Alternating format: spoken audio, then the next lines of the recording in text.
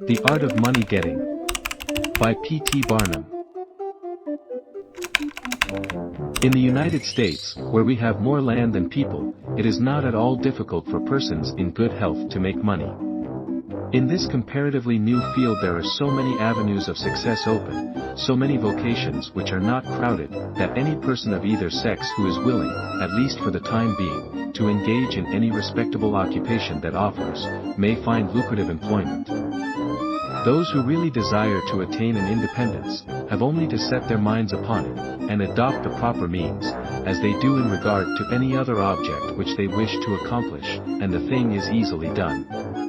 But however easy it may be found to make money, I have no doubt many of my hearers will agree it is the most difficult thing in the world to keep it.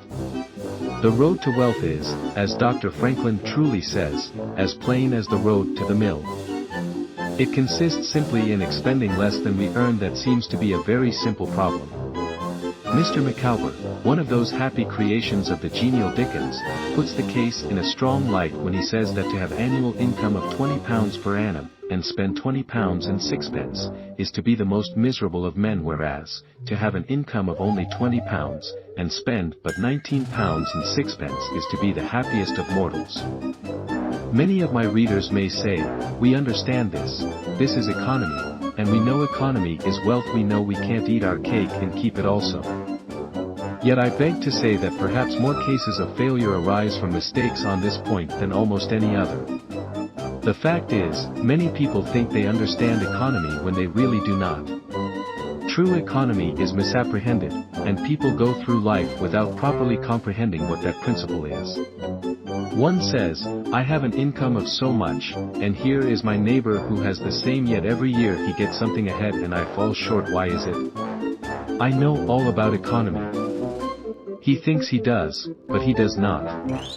There are men who think that economy consists in saving cheese parings and candle ends, in cutting off 2 pence from the laundress bill and doing all sorts of little, mean, dirty things.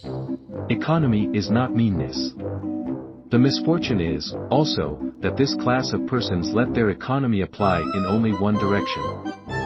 They fancy they are so wonderfully economical in saving a halfpenny where they ought to spend tuppence, that they think they can afford to squander in other directions.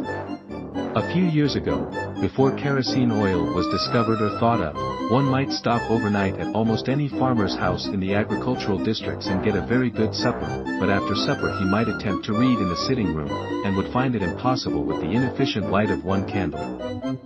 The hostess, seeing his dilemma, would say, it is rather difficult to read here evenings. The proverb says, you must have a ship at sea in order to be able to burn 2 candles at once. We never have an extra candle except on extra occasions. These extra occasions occur, perhaps, twice a year. In this way the good woman saves $5, $6, or $10 in that time, but the information which might be derived from having the extra light would, of course, far outweigh a ton of candles. But the trouble does not end here. Feeling that she is so economical in tallow candies, she thinks she can afford to go frequently to the village and spend $20 or $30 for ribbons and furbelows, many of which are not necessary. This false connote may frequently be seen in men of business, and in those instances it often runs to writing paper.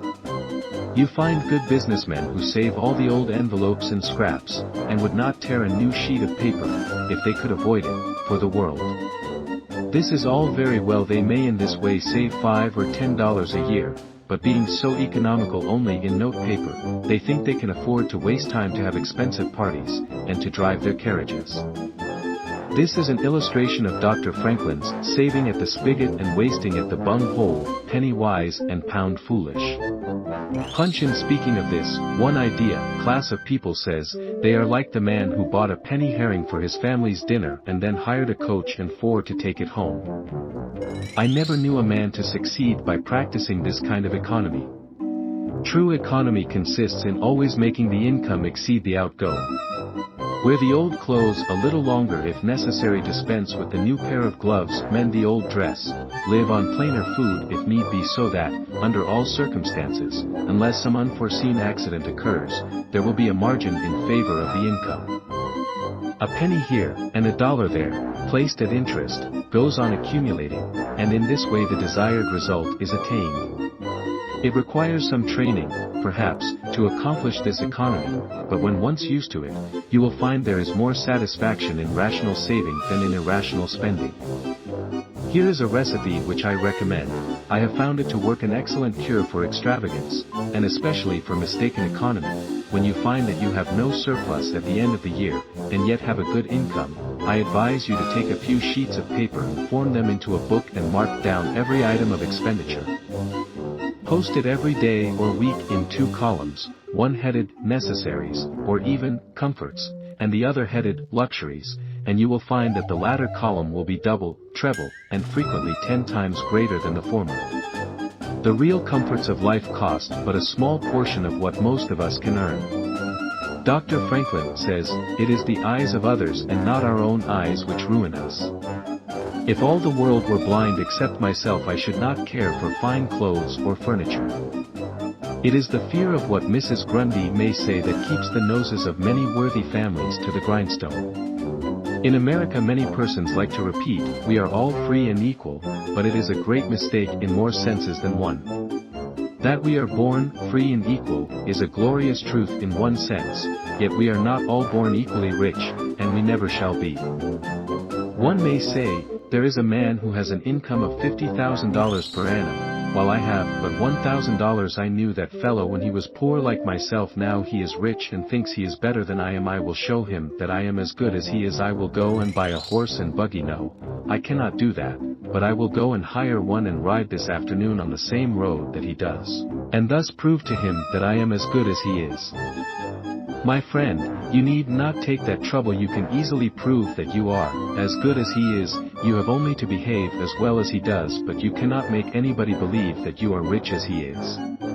Besides, if you put on these airs, waste your time and spend your money, your poor wife will be obliged to scrub her fingers off at home, and buy her tea 2 ounces at a time, and everything else in proportion, in order that you may keep up appearances, and, after all, deceive nobody. On the other hand, Mrs. Smith may say that her next-door neighbor married Johnson for his money, and everybody says so. She has a nice $1,000 camel's hair shawl, and she will make Smith get her an imitation one, and she will sit in a pew right next to her neighbor in church, in order to prove that she is her equal. My good woman, you will not get ahead in the world, if your vanity and envy thus take the lead. In this country, where we believe the majority ought to rule, we ignore that principle in regard to fashion, and let a handful of people, calling themselves the aristocracy, run up a false standard of perfection, and in endeavoring to rise to that standard, we constantly keep ourselves poor all the time, digging away for the sake of outside appearances. How much wiser to be a law unto ourselves, and say, we will regulate our outgo by our income, and lay up something for a rainy day. People ought to be as sensible on the subject of money getting as on any other subject. Like causes produces like effects. You cannot accumulate a fortune by taking the road that leads to poverty. It needs no prophet to tell us that those who live fully up to their means, without any thought of a reverse in this life, can never attain a pecuniary independence. Men and women accustomed to gratify every whim and caprice, will find it hard, at first, to cut down their various unnecessary expenses, and will feel it a great self-denial to live in a smaller house than they have been accustomed to, with less expensive furniture, less company, less costly clothing, fewer servants, a less number of balls, parties, theater goings, carriage ridings, pleasure excursions, cigar smokings, liquor drinkings, and other extravagances. But, after all, if they will try the plan of laying by a nest egg, or, in other words, a small sum of money, at interest or judiciously invested in land, they will be surprised at the pleasure to be derived from constantly adding to their little pile, as well as from all the economical habits which are engendered by this course. The old suit of clothes, and the old bonnet and dress, will answer for another season. The croton or spring water taste better than champagne. A cold bath and a brisk walk will prove more exhilarating than a ride in the finest coach. A social chat, an evening's reading in the family circle, or an hour's play of Hunt the Slipper and Blind Man's Buff will be far more pleasant than a $50 or $500 party, when the reflection on the difference in cost is indulged in by those who begin to know the pleasures of saving. Thousands of men are kept poor, and tens of thousands are made so after they have acquired quite sufficient to support them well through life, in consequence of laying their plans of living on too broad a platform. Some families expend $20,000 per annum, and some much more, and would scarcely know how to live on less, while others secure more solid enjoyment frequently on a 20th part of that amount. Prosperity is a more severe ordeal than adversity, especially sudden prosperity. Easy come, easy go, is an old and true proverb. A spirit of pride and vanity, when permitted to have full sway, is the undying canker-worm which gnaws the very vitals of a man's worldly possessions, let them be small or great, hundreds or millions. Many persons, as they begin to prosper, immediately expand their ideas and commence expending for luxuries, until in a short time their expenses swallow up their income, and they become ruined in their ridiculous attempts to keep up appearances, and make it a sensation. I know a gentleman of fortune who says, that when he first began to prosper, his wife would have a new and elegant sofa. That sofa, he says, cost me $30,000. When the sofa reached the house, it was found necessary to get chairs to match, then sideboards, carpets and tables, to correspond with them, and so on through the entire stock of furniture, when at last it was found that the house itself was quite too small and old-fashioned for the furniture, and a new one was built to correspond with the new purchases. Thus, added my friend, summing up an outlay of $30,000, caused by that single sofa, and saddling on me, in the shape of servants, equipage, and the necessary expenses attendant upon keeping up a fine establishment, a yearly outlay of $11,000, and a tight pinch at that, whereas, 10 years ago, we lived with much more real comfort, because with much less care, on as many hundreds. The truth is, he continued, that sofa would have brought me to inevitable bankruptcy, had not a most unexampled title to prosperity kept me above it, and had I not checked the natural desire to cut a dash dot. The foundation of success in life is good health, that is the substratum fortune, it is also the basis of happiness. A person cannot accumulate a fortune very well when he is sick. He has no ambition, no incentive, no force. Of course, there are those who have bad health and cannot help it. You cannot expect that such persons can accumulate wealth, but there are a great many in poor health who need not be so. If, then, sound health is the foundation of success and happiness in life, how important it is that we should study the laws of health, which is but another expression for the laws of nature.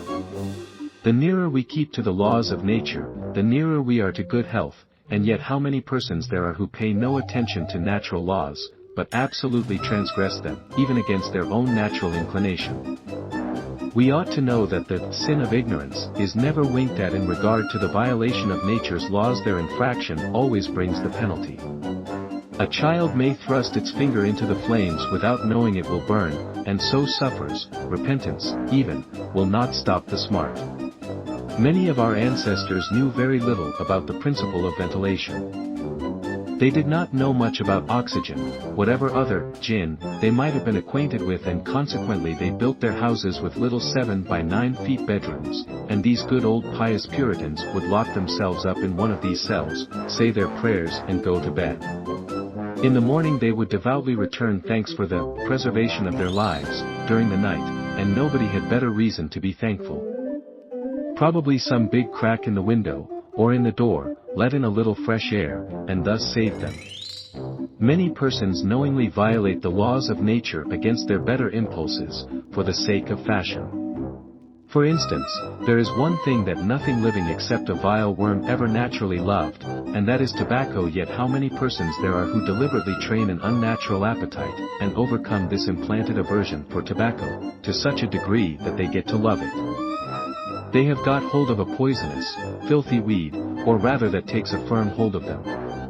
Here are married men who run about spitting tobacco juice on the carpet and floors, and sometimes even upon their wives besides. They do not kick their wives out of doors like drunken men, but their wives, I have no doubt, often wish they were outside of the house. Another perilous feature is that this artificial appetite, like jealousy, grows by what it feeds on. When you love that which is unnatural, a stronger appetite is created for the hurtful thing than the natural desire for what is harmless. There is an old proverb which says that habit is second nature, but an artificial habit is stronger than nature. Take for instance, an old tobacco chewer. His love for the quid is stronger than his love for any particular kind of food. He can give up roast beef easier than give up the weed. Young lads regret that they are not men. They would like to go to bed boys and wake up men, and to accomplish this they copy the bad habits of their seniors.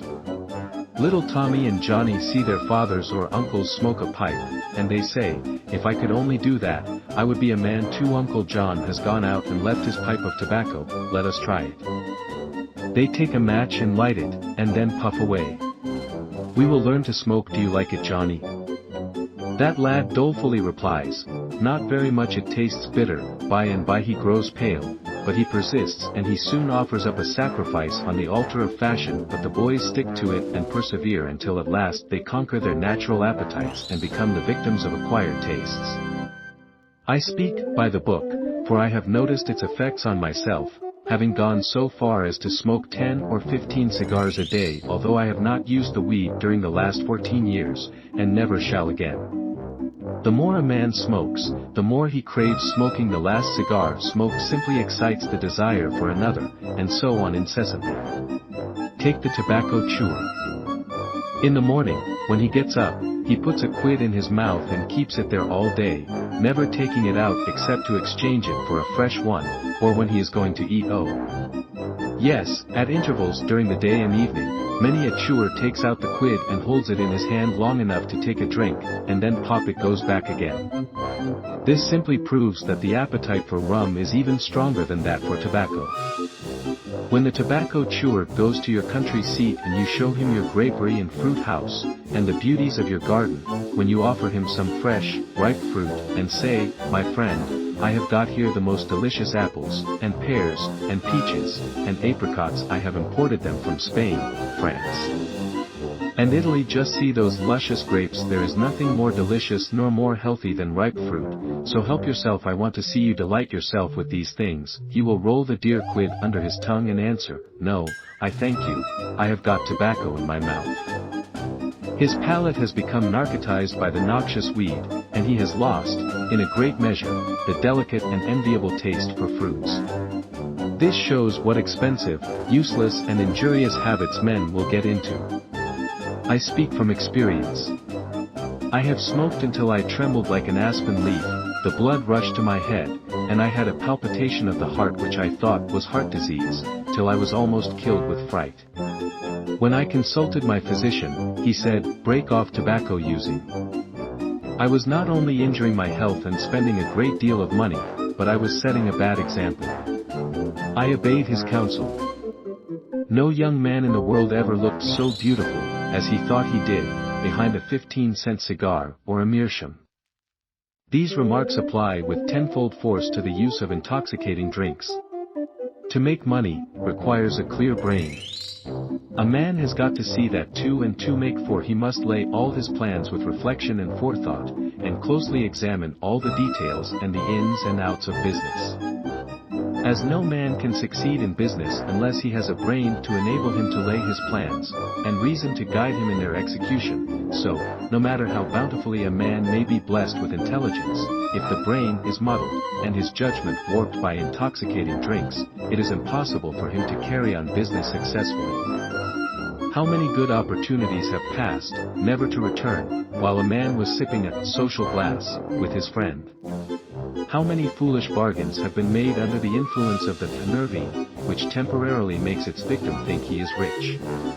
How many important chances have been put off until tomorrow, and then forever, because the wine cup has thrown the system into a state of lassitude, neutralizing the energies so essential to success in business?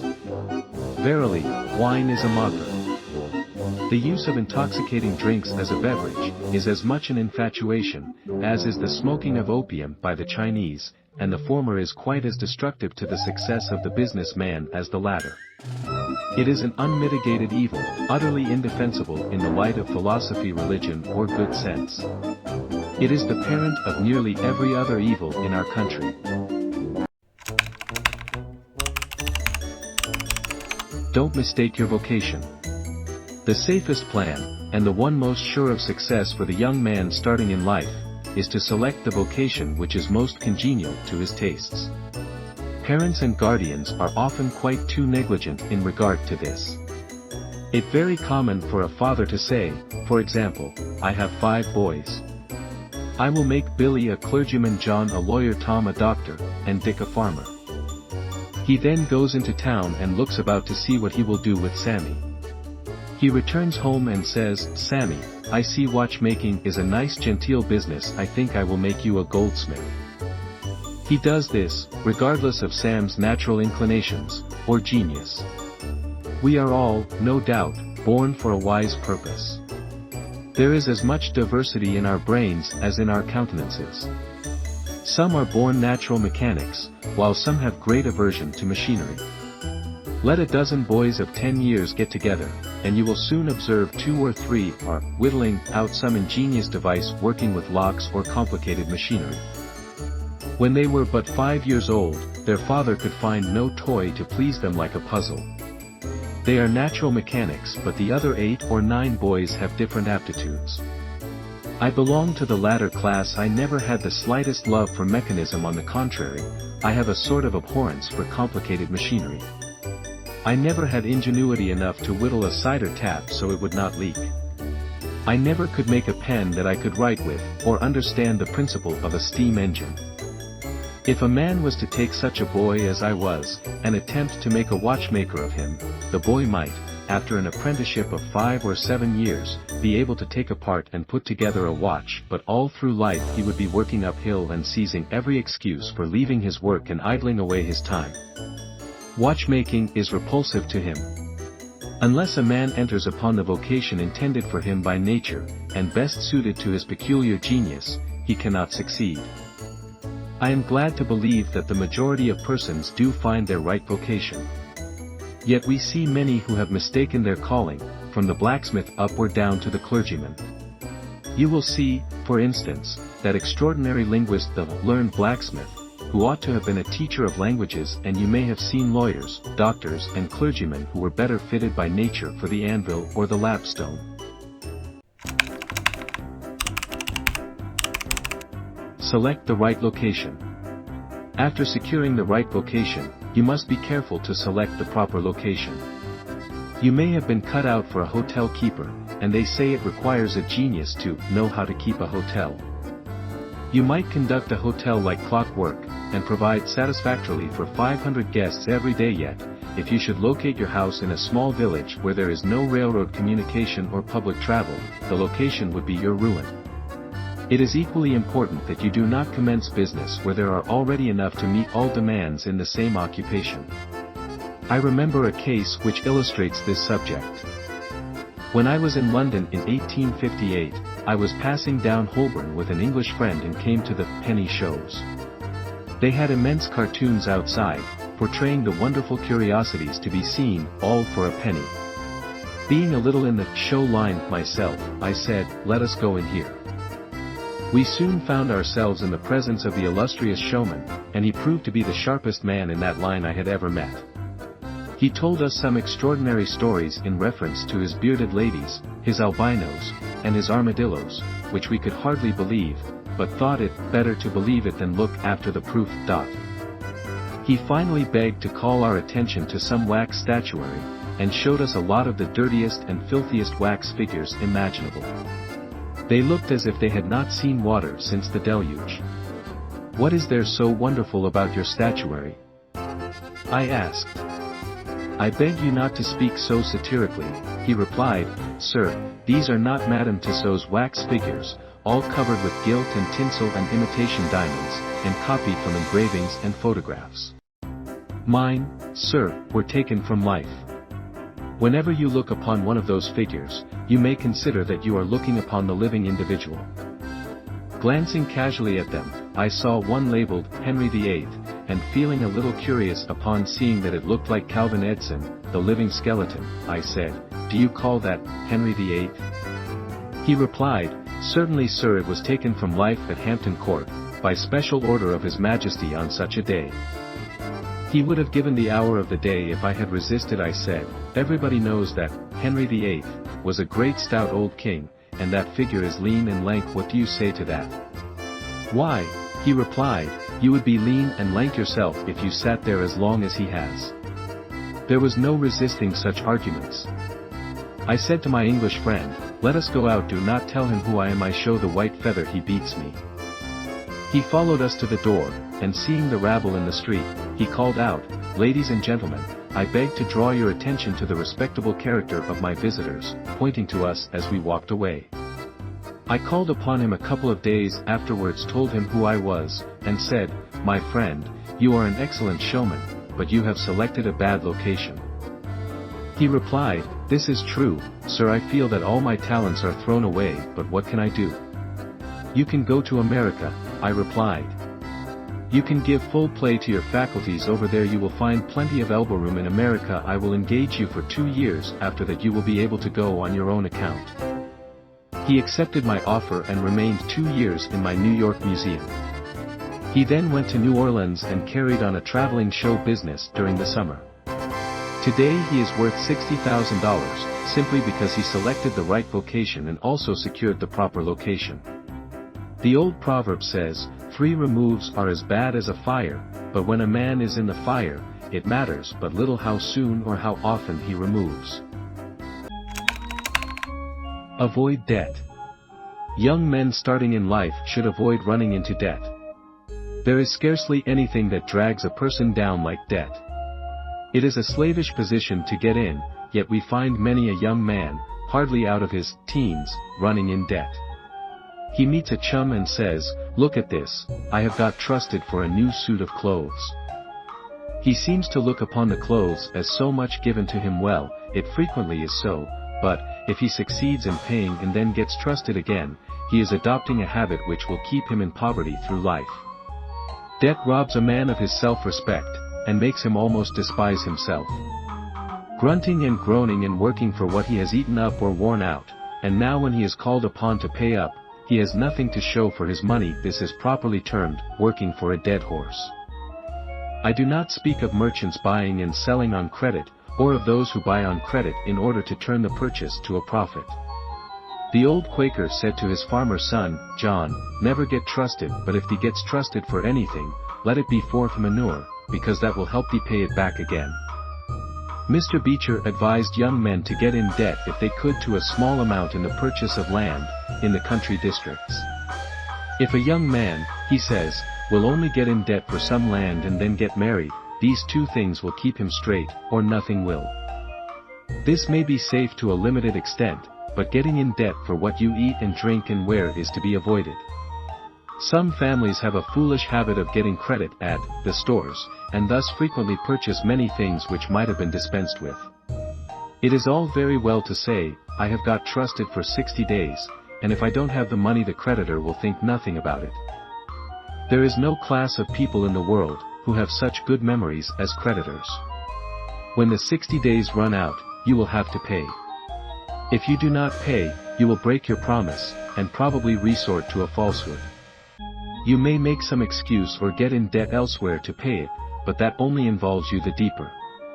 A good-looking, lazy young fellow, was the apprentice boy, Horatio. His employer said, Horatio, did you ever see a snail? I think I have, he drawled out. You must have met him then, for I am sure you never overtook one, said the boss.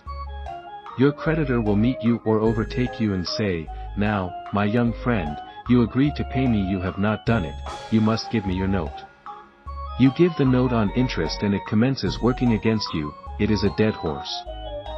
The creditor goes to bed at night and wakes up in the morning better off than when he retired to bed, because his interest has increased during the night, but you grow poorer while you are sleeping, for the interest is accumulating against you. Money is in some respects like fire, it is a very excellent servant but a terrible master. When you have it mastering you when interest is constantly piling up against you, it will keep you down in the worst kind of slavery. But let money work for you, and you have the most devoted servant in the world. It is no, I servant. There is nothing animate or inanimate that will work so faithfully as money when placed at interest, well secured. It works night and day, and in wet or dry weather. I was born in the blue law state of Connecticut, where the old Puritans had laws so rigid that it was said, they fined a man for kissing his wife on Sunday. Yet these rich old Puritans would have thousands of dollars at interest, and on Saturday night would be worth a certain amount on Sunday they would go to church and perform all the duties of a Christian. On waking up on Monday morning, they would find themselves considerably richer than the Saturday night previous, simply because their money placed at interest had worked faithfully for them all day Sunday, according to law. Do not let it work against you. If you do, there is no chance for success in life so far as money is concerned. John Randolph, the eccentric Virginian, once exclaimed in Congress, "Mr. Speaker, I have discovered the philosopher's stone, pay as you go." This is, indeed, nearer to the philosopher's stone than any alchemist has ever yet arrived. Persevere. When a man is in the right path, he must persevere. I speak of this because there are some persons who are born tired, naturally lazy, and possessing no self-reliance and no perseverance. But they can cultivate these qualities, as Davy Crockett said, "This thing remember, when I am dead, be sure you are right, then go ahead." It is this go-aheadativeness, this determination not to let the horrors or the blues take possession of you, so as to make you relax your energies in the struggle for independence, which you must cultivate. How many have almost reached the goal of their ambition, but, losing faith in themselves, have relaxed their energies, and the golden prize has been lost forever. It is, no doubt, often true, as Shakespeare says, there is a tide in the affairs of men, which, taken at the flood, leads on to fortune. If you hesitate, some bolder hand will stretch out before you and get the prize. Remember the proverb of Solomon, "He becometh poor that dealeth with a slack hand, but the hand of the diligent maketh rich." Perseverance is sometimes but another word for self-reliance. Many persons naturally look on the dark side of life, and borrow trouble. They are born so. Then they ask for advice, and they will be governed by one wind and blown by another, and cannot rely upon themselves. Until you can get so that you can rely upon yourself, you need not expect to succeed. I have known men, personally, who have met with pecuniary reverses, and absolutely committed suicide, because they thought they could never overcome their misfortune. But I have known others who have met more serious financial difficulties, and have bridged them over by simple perseverance, aided by a firm belief that they were doing justly, and that Providence would overcome evil with good. You will see this illustrated in any sphere of life. Take two generals, both understand military tactics, both educated at West Point, if you please, both equally gifted, yet one, having this principle of perseverance, and the other lacking it, the former will succeed in his profession, while the latter will fail. One may hear the cry, "The enemy are coming, and they have got cannon." "Got cannon?" says the hesitating general. "Yes." "Then halt every man." He wants time to reflect. His hesitation is his ruin. The enemy passes unmolested, or overwhelms him, while on the other hand, the general of pluck, perseverance, and self-reliance, goes into battle with a will, and, amid the clash of arms, the booming of cannon, the shrieks of the wounded, and the moans of the dying, you will see this man persevering, going on, cutting and slashing his way through with unwavering determination, inspiring his soldiers to deeds of fortitude, valor, and triumph.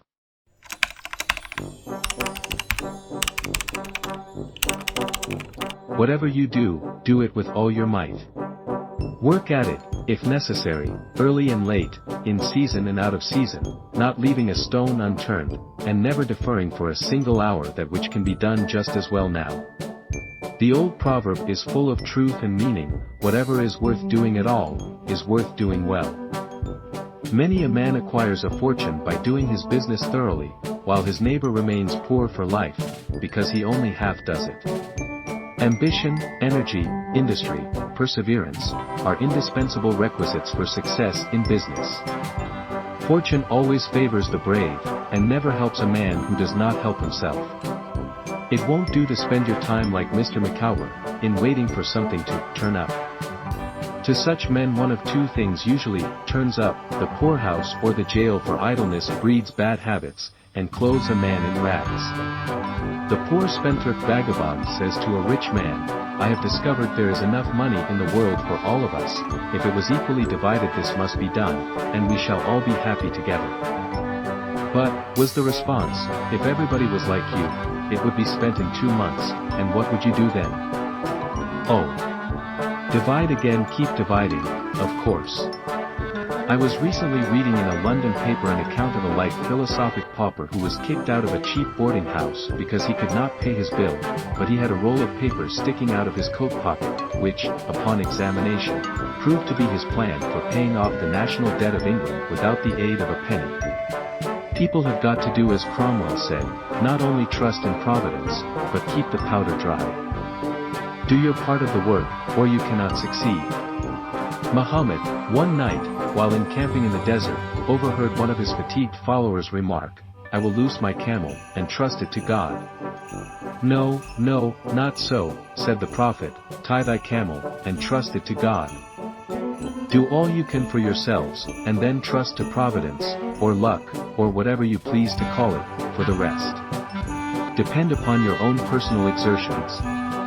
The eye of the employer is often worth more than the hands of a dozen employees. In the nature of things, an agent cannot be so faithful to his employer as to himself. Many who are employers will call to mind instances where the best employees have overlooked important points which could not have escaped their own observation as a proprietor. No man has a right to expect to succeed in life unless he understands his business, and nobody can understand his business thoroughly unless he learns it by personal application and experience. A man may be a manufacturer. He has got to learn the many details of his business personally. He will learn something every day, and he will find he will make mistakes nearly every day. And these very mistakes are helps to him in the way of experiences if he but heeds them. He will be like the Yankee tin peddler, who, having been cheated as to quality in the purchase of his merchandise, said, "All right, there's a little information to be gained every day. I will never be cheated in that way again." Thus a man buys his experience, and it is the best kind if not purchased at too dear a rate. I hold that every man should, like Cuvier, the French naturalist, thoroughly know his business. So proficient was he in the study of natural history, that you might bring to him the bone, or even a section of a bone of an animal which he had never seen described, and, reasoning from analogy, he would be able to draw a picture of the object from which the bone had been taken. On one occasion his students attempted to deceive him. They rolled one of their number in a cow's skin and put him under the professor's table as a new specimen. When the philosopher came into the room, some of the students asked him what animal it was. Suddenly the animal said, "I am the devil and I am going to eat you." It was but natural that Cuvier should desire to classify this creature, and examining it intently, he said, "Divided hoof graminivorous. It cannot be done."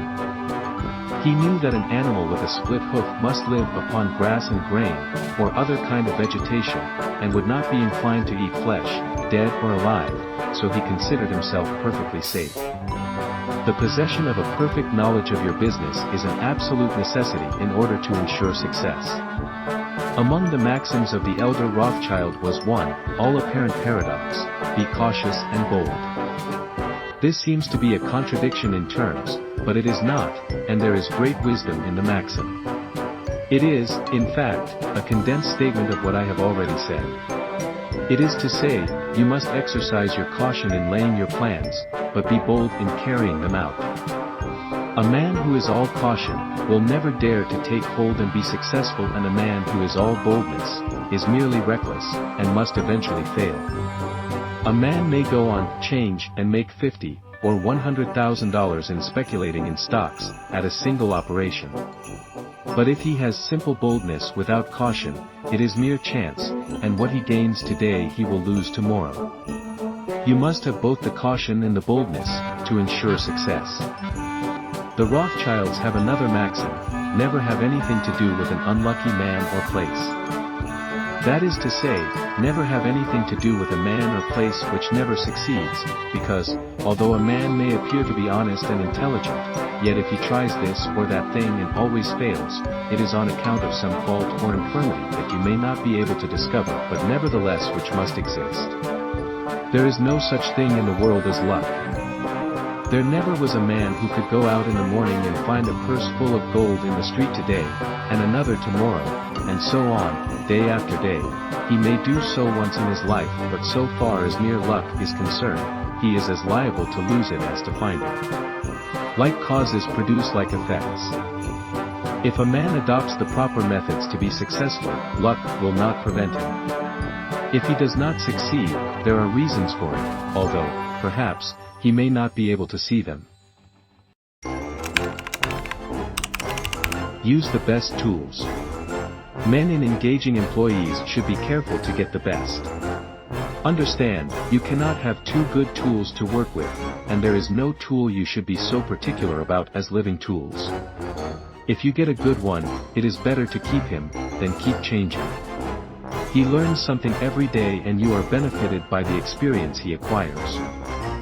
He is worth more to you this year than last, and he is the last man to part with, provided his habits are good, and he continues faithful.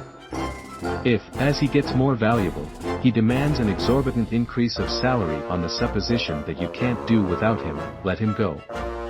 Whenever I have such an employee, I always discharge him first, to convince him that his place may be supplied, and second, because he is good for nothing if he thinks he is invaluable and cannot be spared.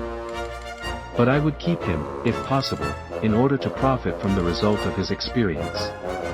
An important element in an employee is the brain.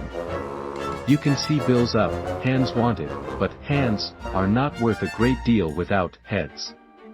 Mr. Beecher illustrates this, in this wise: an employee offers his services by saving, "I have a pair of hands and one of my fingers thinks." "That is very good," says the employer. Another man comes along, and says, he has 2 fingers that think. "Ah! That is better." But a third calls in and says that all his fingers and thumbs think. "That is better still." Finally another steps in and says, "I have a brain that thinks I think all over, I am a thinking as well as a working man."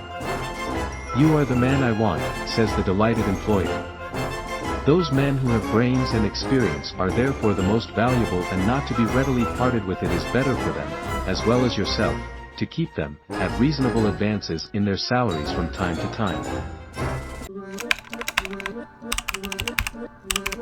Don't get above your business.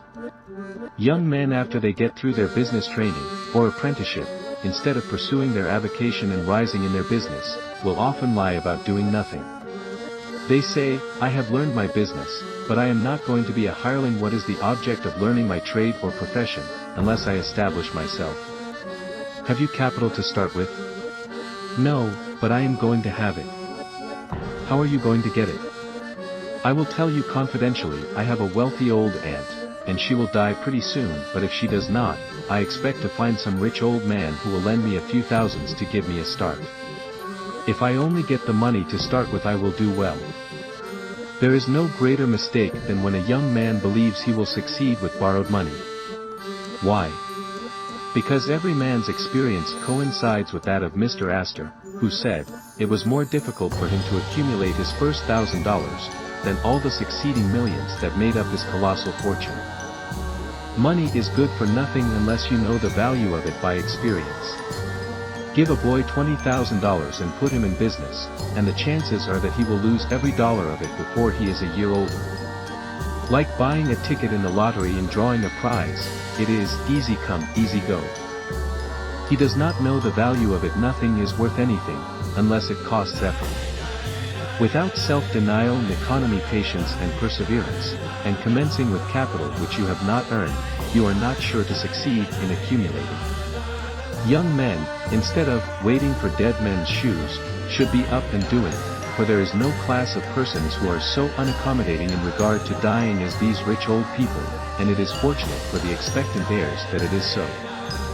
9 out of 10 of the rich men of our country today started out in life as poor boys, with determined wills, industry, perseverance, economy, and good habits.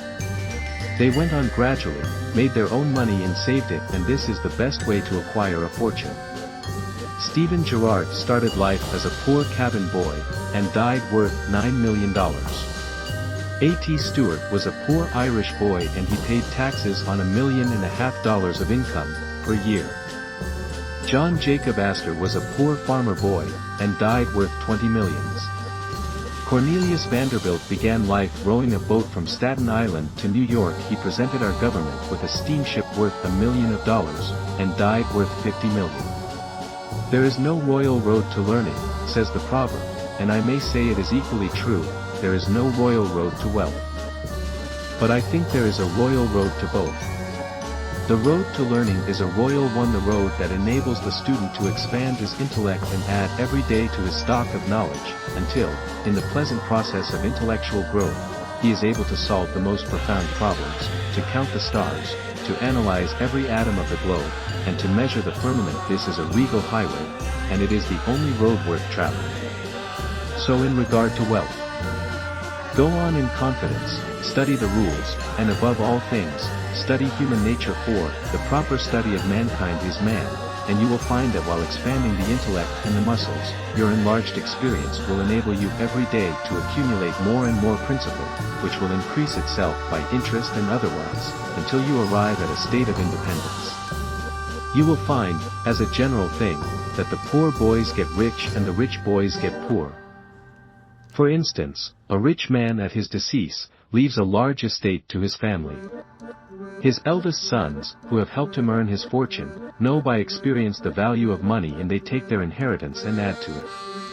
The separate portions of the young children are placed at interest, and the little fellows are patted on the head, and told a dozen times a day, "You are rich, you will never have to work, you can always have whatever you wish, for you were born with a golden spoon in your mouth."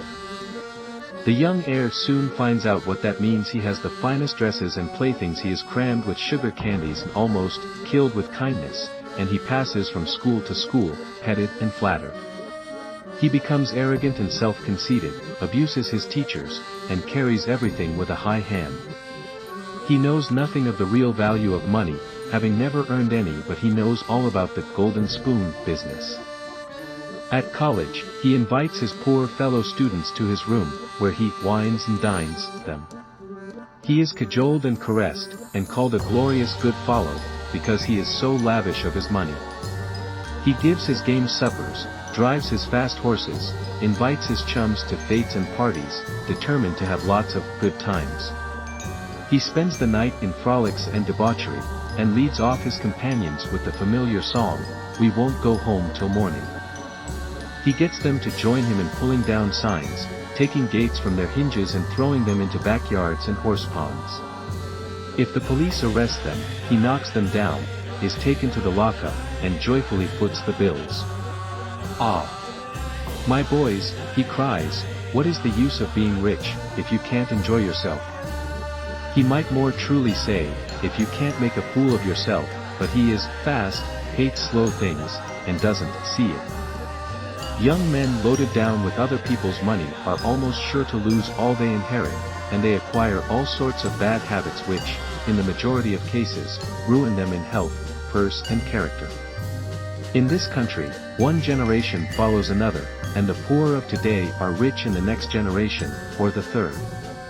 Their experience leads them on, and they become rich, and they leave vast riches to their young children. These children, having been reared in luxury, are inexperienced and get poor, and after long experience another generation comes on and gathers up riches again in turn. And thus, history repeats itself, and happy is he who by listening to the experience of others avoids the rocks and shoals on which so many have been wrecked. In England, the business makes the man. If a man in that country is a mechanic or working man, he is not recognized as a gentleman. On the occasion of my first appearance before Queen Victoria, the Duke of Wellington asked me what sphere in life General Tom Thumb's parents were in. "His father is a carpenter," I replied. "Oh. I had heard he was a gentleman," was the response of His Grace. In this republican country, the man makes the business. No matter whether he is a blacksmith, a shoemaker, a farmer, banker, or lawyer, so long as his business is legitimate, he may be a gentleman. So any legitimate business is a double blessing. It helps the man engaged in it, and also helps others. The farmer supports his own family, but he also benefits the merchant or mechanic who needs the products of his farm. The tailor not only makes a living by his trade, but he also benefits the farmer, the clergyman and others who cannot make their own clothing. But all these classes often may be gentlemen. The great ambition should be to excel all others engaged in the same occupation. The college student who was about graduating, said to an old lawyer, "I have not yet decided which profession I will follow." "Is your profession full?" "The basement is much crowded, but there is plenty of room upstairs," was the witty and truthful reply. No profession, trade, or calling, is overcrowded in the upper story. Wherever you find the most honest and intelligent merchant or banker, or the best lawyer, the best doctor, the best clergyman, the best shoemaker, carpenter, or anything else, that man is most sought for, and has always enough to do. As a nation, Americans are too superficial. They are striving to get rich quickly, and do not generally do their business as substantially and thoroughly as they should, but whoever excels all others in his own line, if his habits are good and his integrity undoubted, cannot fail to secure abundant patronage, and the wealth that naturally follows. Let your motto then always be, Excelsior, for by living up to it there is no such word as fail. Learn something useful. Every man should make his son or daughter learn some useful trade or profession, so that in these days of changing fortunes, of being rich today and poor tomorrow, they may have something tangible to fall back upon. This provision might save many persons from misery, who by some unexpected turn of fortune have lost all their means. Let hope predominate, but be not too visionary. Many persons are always kept poor, because they are too visionary. Every project looks to them like certain success, and therefore they keep changing from one business to another, always in hot water, always under the harrow. The plan of counting the chickens before they are hatched is an error of ancient date, but it does not seem to improve by age. Don't get above your business. Young men, after they get through their business training, or apprenticeship, instead of pursuing their avocation and rising in their business, will often lie about doing nothing. They say, "I have learned my business, but I am not going to be a hireling." What is the object of learning my trade or profession, unless I establish myself? Have you capital to start with? No, but I am going to have it. How are you going to get it? I will tell you confidentially. I have a wealthy old aunt, and she will die pretty soon, but if she does not, I expect to find some rich old man who will lend me a few thousands to give me a start. If I only get the money to start with, I will do well. There is no greater mistake than when a young man believes he will succeed with borrowed money. Why? Because every man's experience coincides with that of Mr. Astor, who said, it was more difficult for him to accumulate his first $1,000, than all the succeeding millions that made up his colossal fortune. Money is good for nothing unless you know the value of it by experience. Give a boy $20,000 and put him in business, and the chances are that he will lose every dollar of it before he is a year older. Like buying a ticket in the lottery and drawing a prize, it is easy come, easy go. He does not know the value of it. Nothing is worth anything, unless it costs effort. Without self-denial and economy, patience and perseverance, and commencing with capital which you have not earned, you are not sure to succeed in accumulating. Young men, instead of waiting for dead men's shoes, should be up and doing, for there is no class of persons who are so unaccommodating in regard to dying as these rich old people, and it is fortunate for the expectant heirs that it is so. 9 out of 10 of the rich men of our country today, started out in life as poor boys, with determined wills, industry, perseverance, economy and good habits. They went on gradually, made their own money and saved it, and this is the best way to acquire a fortune. Stephen Girard started life as a poor cabin boy, and died worth $9 million. A.T. Stewart was a poor Irish boy and he paid taxes on $1.5 million of income, per year. John Jacob Astor was a poor farmer boy, and died worth 20 millions. Cornelius Vanderbilt began life rowing a boat from Staten Island to New York. He presented our government with a steamship worth $1 million, and died worth 50 million. There is no royal road to learning, says the proverb, and I may say it is equally true, there is no royal road to wealth. But I think there is a royal road to both.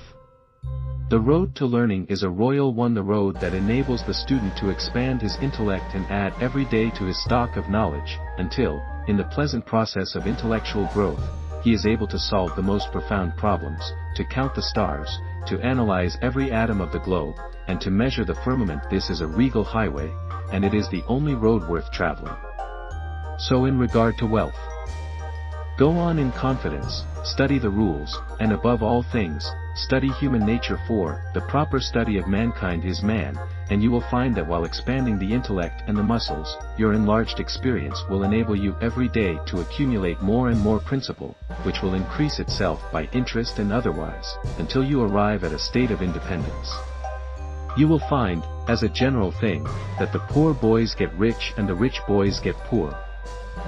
For instance, a rich man at his decease leaves a large estate to his family. His eldest sons, who have helped him earn his fortune, know by experience the value of money, and they take their inheritance and add to it. The separate portions of the young children are placed at interest, and the little fellows are patted on the head, and told a dozen times a day, "You are rich, you will never have to work, you can always have whatever you wish, for you were born with a golden spoon in your mouth."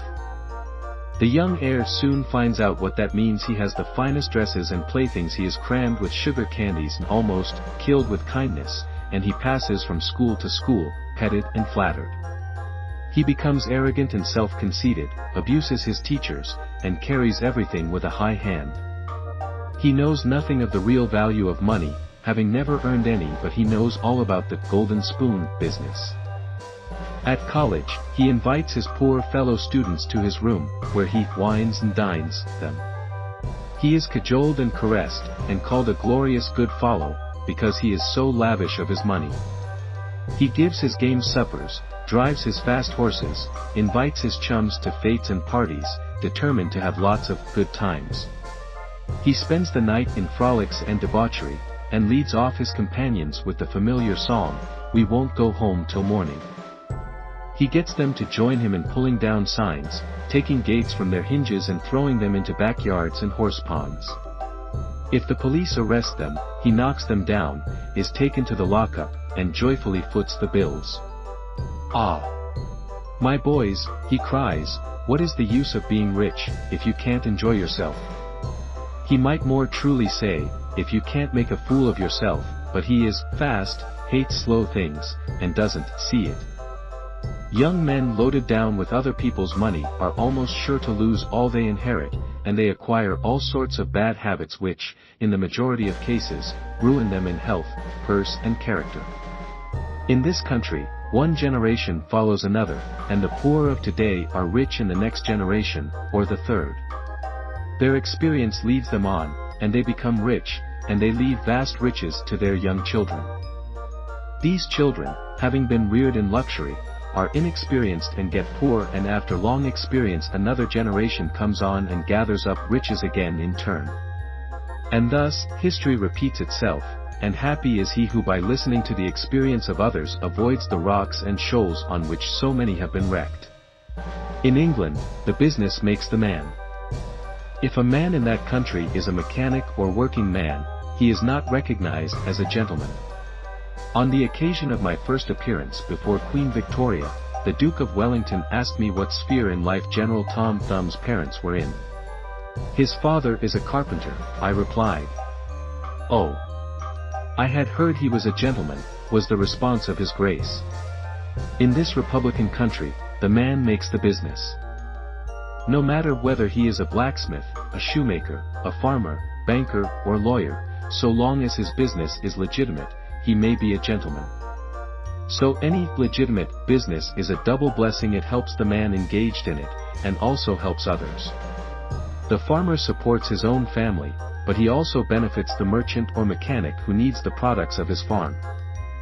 The tailor not only makes a living by his trade, but he also benefits the farmer, the clergyman and others who cannot make their own clothing. But all these classes often may be gentlemen. The great ambition should be to excel all others engaged in the same occupation.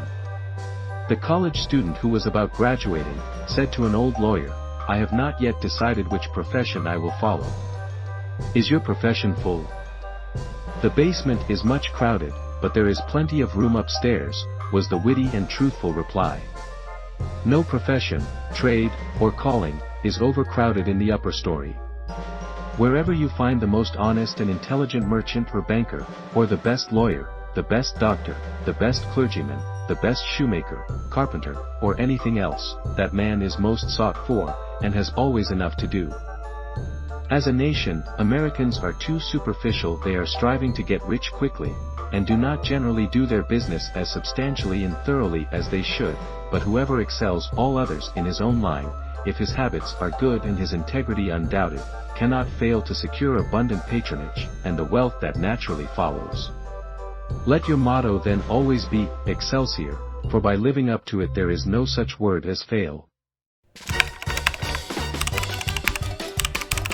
Do not scatter your powers. Engage in one kind of business only, and stick to it faithfully until you succeed, or until your experience shows that you should abandon it. A constant hammering on one nail will generally drive it home at last, so that it can be clinched. When a man's undivided attention is centered on one object, his mind will constantly be suggesting improvements of value, which would escape him if his brain was occupied by a dozen different subjects at once. Many a fortune has slipped through a man's fingers because he was engaged in too many occupations at a time. There is good sense in the old caution against having too many irons in the fire at once. Be systematic. Men should be systematic in their business. A person who does business by rule, having a time and place for everything, doing his work promptly, will accomplish twice as much and with half the trouble of him who does it carelessly and slipshod. By introducing system into all your transactions, doing one thing at a time, always meeting appointments with punctuality, you find leisure for pastime and recreation, whereas the man who only half does one thing, and then turns to something else, and half does that, will have his business at loose ends, and will never know when his day's work is done, for it never will be done. Of course, there is a limit to all these rules. We must try to preserve the happy medium, for there is such a thing as being too systematic. There are men and women, for instance, who put away things so carefully that they can never find them again. It is too much like the red tape formality at Washington, and Mr. Dickens' circumlocution office, all theory in no result. When the Astor House was first started in New York City, it was undoubtedly the best hotel in the country. The proprietors had learned a good deal in Europe regarding hotels, and the landlords were proud of the rigid system which pervaded every department of their great establishment. When 12 o'clock at night had arrived, and there were a number of guests around, one of the proprietors would say, "Touch that bell, John," and in 2 minutes 60 servants, with a water bucket in each hand, would present themselves in the hall. "This," said the landlord, addressing his guests, "is our fire bell. It will show you we are quite safe here. We do everything systematically." This was before the Croton water was introduced into the city. But they sometimes carried their system too far. On one occasion, when the hotel was thronged with guests, one of the waiters was suddenly indisposed, and although there were 50 waiters in the hotel, the landlord thought he must have his full complement, or his system would be interfered with. Just before dinner time, he rushed downstairs and said, "There must be another waiter. I am one waiter short. What can I do?" He happened to see Boots, the Irishman. "Pat," said he, "wash your hands and face, take that white apron and come into the dining room in 5 minutes." Presently Pat appeared as required, and the proprietor said, "Now Pat, you must stand behind these 2 chairs, and wait on the gentleman who will occupy them. Did you ever act as a waiter?" "I know all about it, sure, but I never did it." Like the Irish pilot, on one occasion when the captain, thinking he was considerably out of his course, asked, "Are you certain you understand what you are doing?" Pat replied, "Sure, and I knows every rock in the channel." That moment, bang, thumped the vessel against a rock. Ah. Be Jabers, and that is one of them, continued the pilot. But to return to the dining room. Pat, said the landlord, here we do everything systematically. You must first give the gentlemen each a plate of soup, and when they finish that, ask them what they will have next. Pat replied, ah.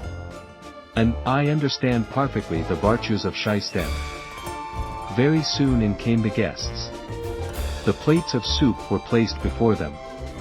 One of Pat's two gentlemen ate his soup, the other did not care for it. He said, waiter, take this plate away and bring me some fish. Pat looked at the untasted plate of soup, and remembering the instructions of the landlord in regard to system, replied, not till ye have ate your soup. Of course that was carrying system entirely too far. Read the newspapers. Always take a trustworthy newspaper, and thus keep thoroughly posted in regard to the transactions of the world. He who is without a newspaper is cut off from his species. In these days of telegraphs and steam, many important inventions and improvements in every branch of trade are being made, and he who don't consult the newspapers will soon find himself and his business left out in the cold.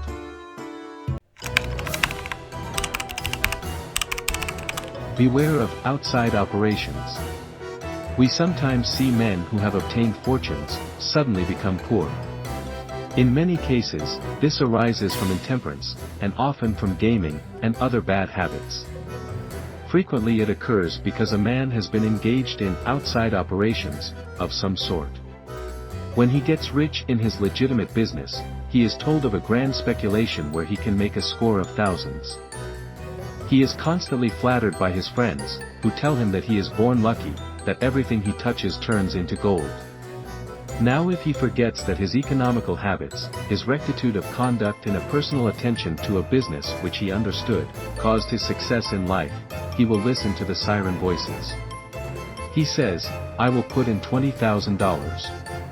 I have been lucky, and my good luck will soon bring me back $60,000. A few days elapse and it is discovered he must put in $10,000 more.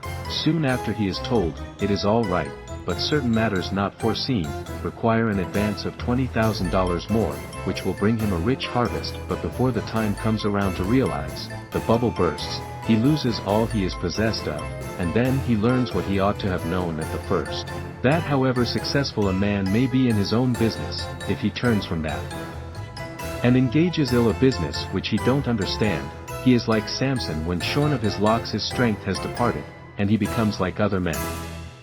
If a man has plenty of money, he ought to invest something in everything that appears to promise success, and that will probably benefit mankind, but let the sums thus invested be moderate in amount, and never let a man foolishly jeopardize a fortune that he has earned in a legitimate way, by investing it in things in which he has had no experience.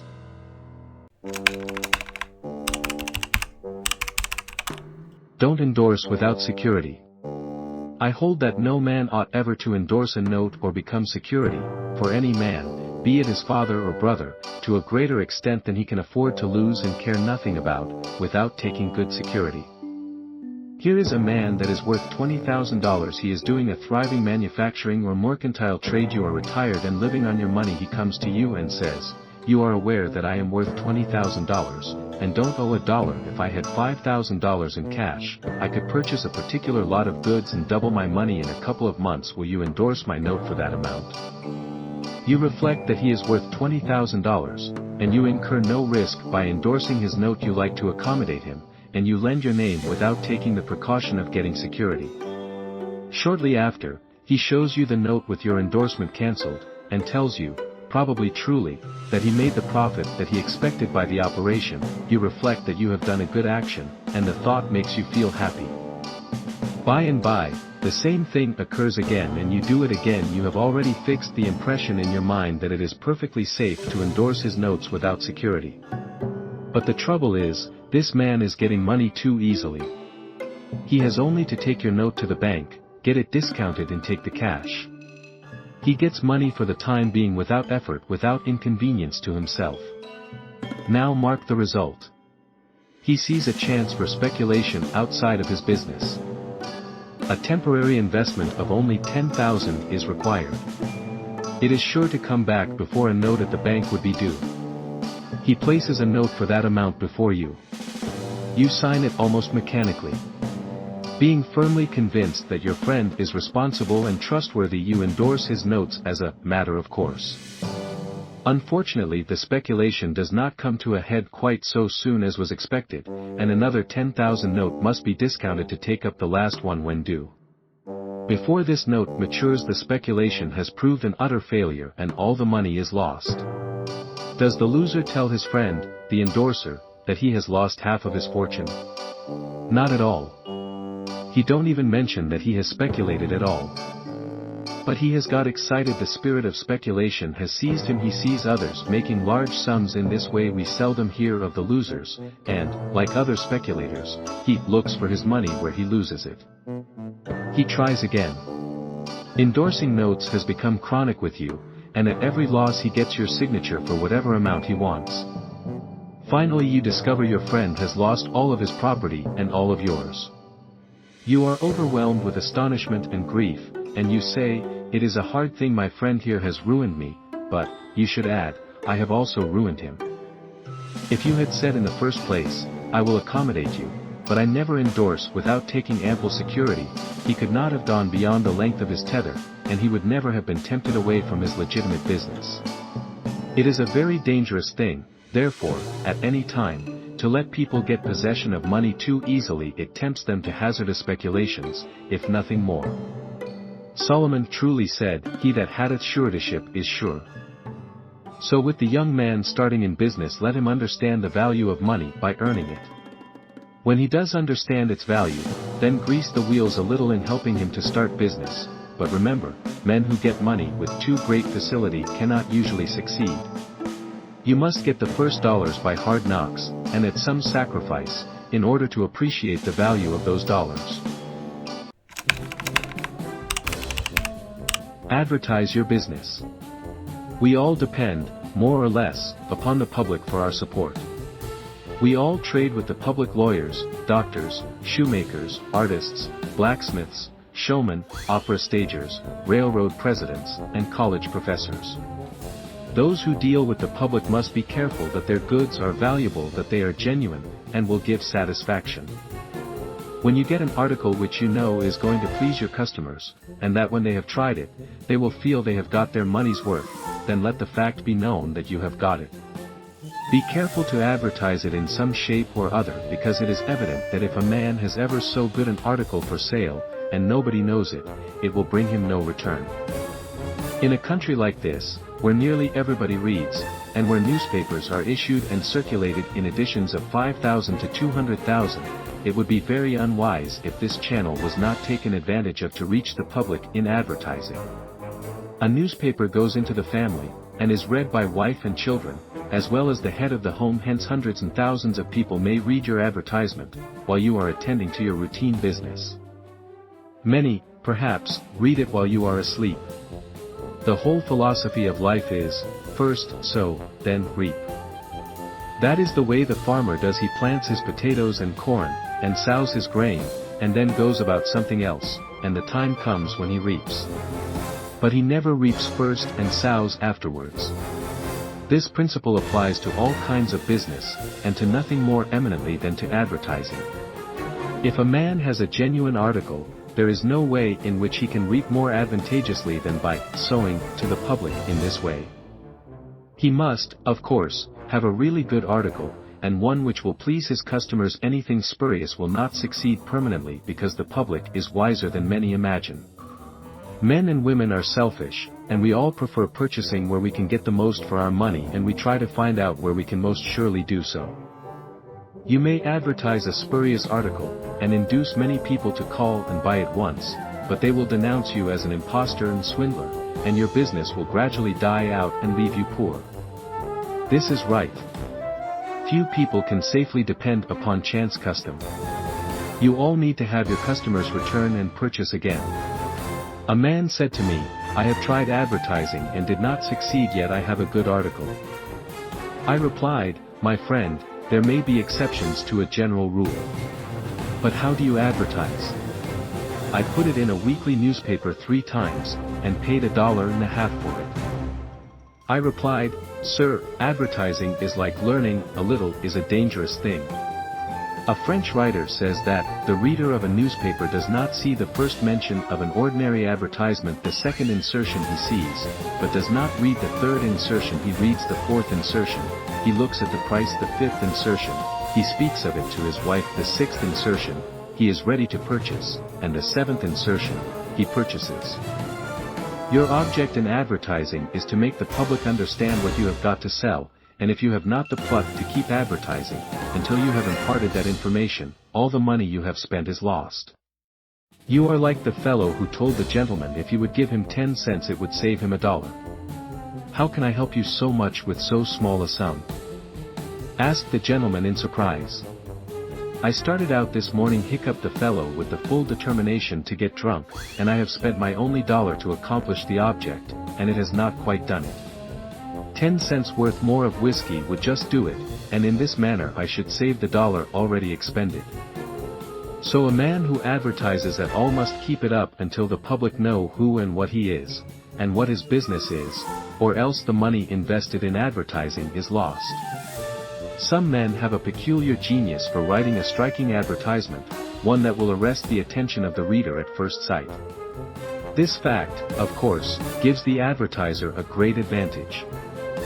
Sometimes a man makes himself popular by an unique sign or a curious display in his window. Recently I observed a swing sign extending over the sidewalk in front of a store, on which was the inscription in plain letters, "Don't read the other side." Of course I did, and so did everybody else, and I learned that the man had made all independence by first attracting the public to his business in that way and then using his customers well afterwards. Genin, the hatter, bought the first Jenny Lind ticket at auction for $225, because he knew it would be a good advertisement for him. "Who is the bidder?" said the auctioneer, as he knocked down that ticket at Castle Garden. "Genin, the hatter," was the response. Here were thousands of people from the Fifth Avenue, and from distant cities in the highest stations in life. "Who is Genin, the hatter?" they exclaimed. They had never heard of him before. The next morning the newspapers and telegraph had circulated the facts from Maine to Texas, and from 5 to 10 millions of people had read that the tickets sold at auction for Jenny Lind's first concert amounted to about $20,000, and that a single ticket was sold at $225, to Genin, the hatter. Men throughout the country involuntarily took off their hats to see if they had a Genin hat on their heads. At a town in Iowa it was found that in the crowd around the post office, there was one man who had a Genin hat, and he showed it in triumph, although it was worn out and not worth 2 cents. "Why," one man exclaimed, "you have a real Genin hat, what a lucky fellow you are." Another man said, "Hang on to that hat, it will be a valuable heirloom in your family." Still another man in the crowd, who seemed to envy the possessor of this good fortune, said, "Come, give us all a chance, put it up at auction." He did so, and it was sold as a keepsake for $9.50. What was the consequence to Mr. Genin? He sold 10,000 extra hats per annum, the first 6 years. 9/10 of the purchasers bought of him, probably, out of curiosity, and many of them, finding that he gave them an equivalent for their money, became his regular customers. This novel advertisement first struck their attention, and then, as he made a good article, they came again. Now I don't say that everybody should advertise as Mr. Genin did. But I say if a man has got goods for sale, and he don't advertise them in some way, the chances are that someday the sheriff will do it for him. Nor do I say that everybody must advertise in a newspaper, or indeed use printer's ink at all. On the contrary, although that article is indispensable in the majority of cases, yet doctors and clergymen, and sometimes lawyers and some others, can more effectually reach the public in some other manner. But it is obvious, they must be known in some way, else how could they be supported? Be polite and kind to your customers. Politeness and civility are the best capital ever invested in business. Large stores, gilt signs, flaming advertisements, will all prove unavailing if you or your employees treat your patrons abruptly. The truth is, the more kind and liberal a man is, the more generous will be the patronage bestowed upon him. Like begets like. The man who gives the greatest amount of goods of a corresponding quality for the least sum, still reserving for himself a profit, will generally succeed best in the long run. This brings us to the golden rule: as ye would that men should do to you, do ye also to them, and they will do better by you than if you always treated them as if you wanted to get the most you could out of them for the least return. Men who drive sharp bargains with their customers, acting as if they never expected to see them again, will not be mistaken. They will never see them again as customers. People don't like to pay and get kicked also. One of the ushers in my museum once told me he intended to whip a man who was in the lecture room as soon as he came out. "What for?" I inquired. "Because he said I was no gentleman," replied the usher. "Never mind," I replied, "he pays for that, and you will not convince him you are a gentleman by whipping him. I cannot afford to lose a customer. If you whip him, he will never visit the museum again, and he will induce friends to go with him to other places of amusement instead of this, and thus you see, I should be a serious loser." "But he insulted me," muttered the usher. "Exactly," I replied, "and if he owned the museum, and you had paid him for the privilege of visiting it, and he had then insulted you, there might be some reason in your resenting it, but in this instance he is the man who pays, while we receive, and you must, therefore, put up with his bad manners." My usher laughingly remarked, that this was undoubtedly the true policy, but he added that he should not object to an increase of salary if he was expected to be abused in order to promote my interest. Be charitable. Of course men should be charitable, because it is a duty and a pleasure. But even as a matter of policy, if you possess no higher incentive, you will find that the liberal man will command patronage, while the sordid, uncharitable miser will be avoided. Solomon says, "There is that scattereth and yet increaseth, and there is that withholdeth more than meat, but it tendeth to poverty." Of course the only true charity is that which is from the heart. The best kind of charity is to help those who are willing to help themselves. Promiscuous almsgiving, without inquiring into the worthiness of the applicant, is bad in every sense. But to search out and quietly assist those who are struggling for themselves, is the kind that scattereth and yet increaseth. But don't fall into the idea that some persons practice, of giving a prayer instead of a potato, and a benediction instead of bread, to the hungry.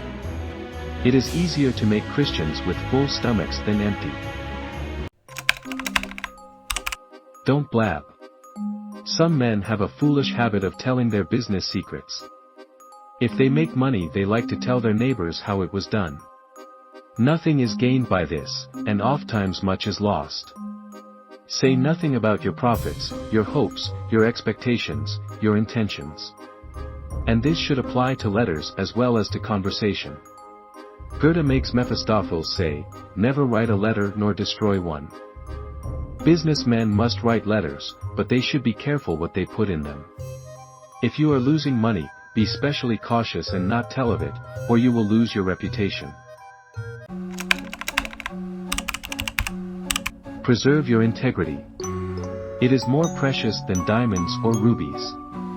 The old miser said to his sons, "Get money, get it honestly if you can, but get money." This advice was not only atrociously wicked, but it was the very essence of stupidity. It was as much as to say, if you find it difficult to obtain money honestly, you can easily get it dishonestly. Get it in that way. Poor fool. Not to know that the most difficult thing in life is to make money dishonestly.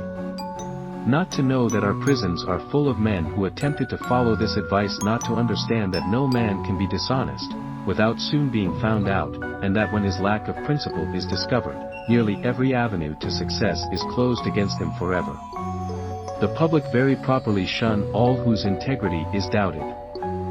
No matter how polite and pleasant and accommodating a man may be, none of us dare to deal with him if we suspect false weights and measures. Strict honesty not only lies at the foundation of all success in life financially, but in every other respect.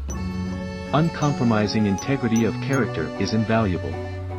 It secures to its possessor a peace and joy which cannot be attained without it, which no amount of money, or houses and lands can purchase. A man who is known to be strictly honest, may be ever so poor, but he has the purses of all the community at his disposal, for all know that if he promises to return what he borrows, he will never disappoint them. As a mere matter of selfishness, therefore, if a man had no higher motive for being honest, all will find that the maxim of Dr. Franklin can never fail to be true, that honesty is the best policy. To get rich is not always equivalent to being successful. There are many rich poor men, while there are many others, honest and devout men and women, who have never possessed so much money as some rich persons squander in a week, but who are nevertheless really richer and happier than any man can ever be while he is a transgressor of the higher laws of his being. The inordinate love of money, no doubt, may be and is the root of all evil, but money itself, when properly used, is not only a handy thing to have in the house, but affords the gratification of blessing our race by enabling its possessor to enlarge the scope of human happiness and human influence. The desire for wealth is nearly universal, and none can say it is not laudable, provided the possessor of it accepts its responsibilities, and uses it as a friend to humanity. The history of money-getting, which is commerce, is a history of civilization, and wherever trade has flourished most, there, too, have art and science produced the noblest fruits. In fact, as a general thing, money-getters are the benefactors of our race. To them, in a great measure, are we indebted for our institutions of learning and of art, our academies, colleges and churches.